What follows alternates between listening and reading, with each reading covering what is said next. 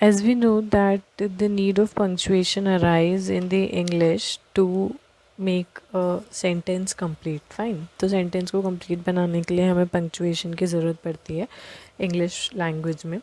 ऐसे ही short hand language में हमें पंक्चुएशन की ज़रूरत पड़ती है. तो यहाँ पे कुछ पंक्चुएशंस होते हैं जो हम रिप्रेजेंट करते हैं, लाइक इफ़ आई से full stop. Okay, so full stop is represented by a small cross. Fine.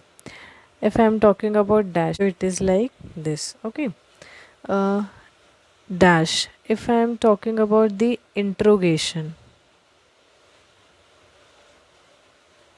like interrogative mark, so it is same. Exclamatory, it is also same, just replace dot by a cross. And एक बाकी other punctuation marks same होते हैं, as usual होते हैं. यहाँ पे एक ध्यान रखने वाली जो मोस्ट इम्पॉर्टेंट बात होती है वो ये होती है कि इनिशियल कैपिटल क्या होता है. Fine, initial capital. Two short lines underneath an outline indicate an initial capital.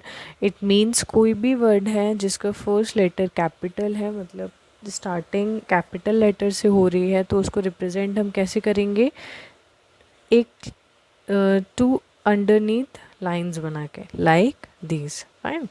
If I have to write India in stenography, तो मैं इसको कैसे लिखूँगी, IND. Just take an example. Fine. So मैं इसके नीचे दो क्या लगा दूँगी, इनिशियल कैपिटल. तो ये इनिशियल कैपिटल रिप्रेजेंट करते हैं कि इसका जो फर्स्ट लेटर होगा वो कैपिटल होगा. Fine.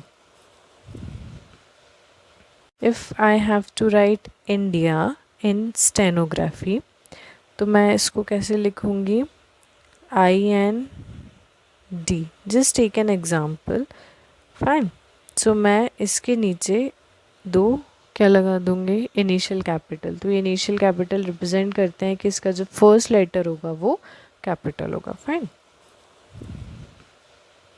If I want to write the name of some person, या हमने किसी लाइक जिनमें हम स्टार्ट करते हैं कैपिटल लेटर से, है ना, जैसे हमने अकेडमी लिखना है या वी कैन से किसी का नाम लिखना है, तो उसके जो भी हम शॉर्ट हैंड में हमारा स्ट्रोक बनाएंगे उसके नीचे हम इनिशियल कैपिटल का यूज़ करेंगे. फाइन.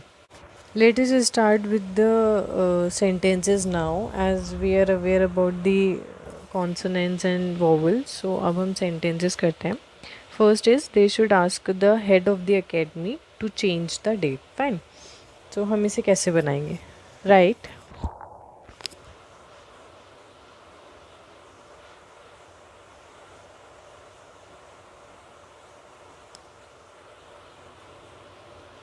They.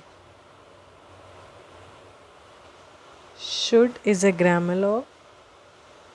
आस्क है, फर्स्ट लाइन पे बनता है, तो it's ask, S and K stroke, and S के पहले हमारा क्या आ जाएगा, वोवल. सो आस्क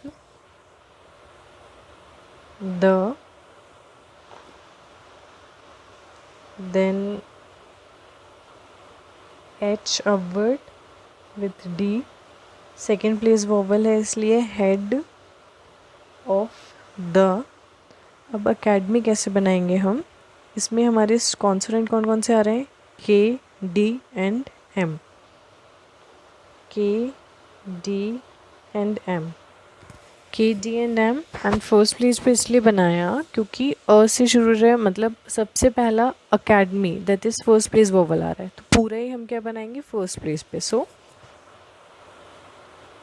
अ कै ड मी. Fine. So it's academy. 2. It's a grammar log again. Change कैसे बनाएंगे, it's the second place. So change.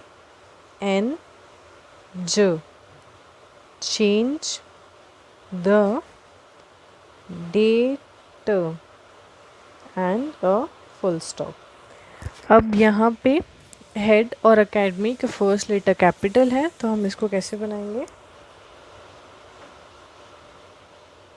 अब यहाँ पे हेड और अकेडमी का फर्स्ट लेटर कैपिटल है, तो हमने इनके नीचे इनिशियल लगा दिया, तो ये बन गया they should ask the head of the academy to change the date. Okay, अभी हमने सेंटेंस को पढ़ के इसे कन्वर्ट किया है, तो इस धीरे धीरे हम फिर सेंटेंस को इंग्लिश में कन्वर्ट करना मतलब रीड करना सीख लेंगे।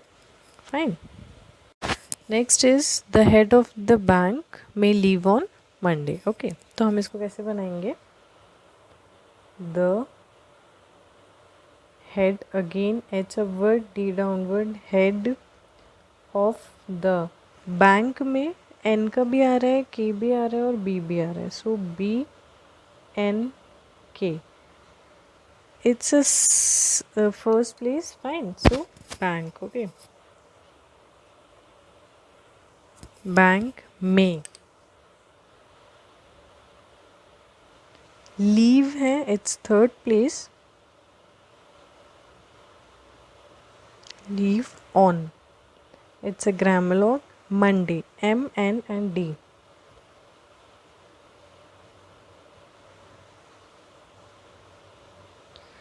Now Monday is a day, I mean इसके आगे it's a letter M capital है, तो इसके आगे हम इनिशियल लगा देंगे।